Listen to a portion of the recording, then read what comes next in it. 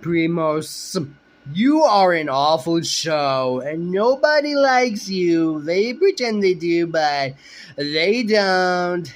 I don't like you either. No, no, no, no. Your art is cringe, and there are too many characters in your show that I don't care about, and it's very controversial and problematic. But you want to know what show isn't like you, Primos?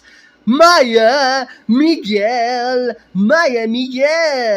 from PBS Kids in the 2000s. You definitely couldn't do it today because of like Republicans, Donald Trump. Oh God.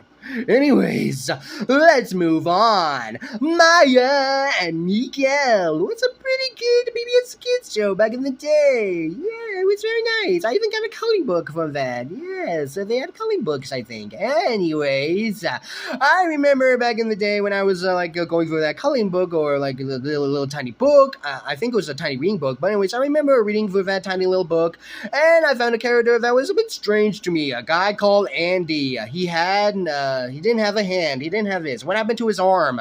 Turns out he was born without a hand. So, yeah, Andy doesn't see it as a burden or disability at all. Kind of like my autism. Yeah, that was pretty cool. Anyways, enough about the Maya and Andy episode.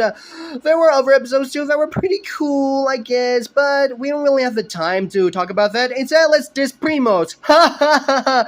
You suck, Primos. My Miguel has beautiful art. Not too many characters, and it's not controversial or problematic whatsoever, and does diversity better. Sure, it doesn't have a non-binary character, but it does have that kid named Andy with a physical disability. So basically, what I'm trying to say is that this show does diversity better by having like a character with a physical disability.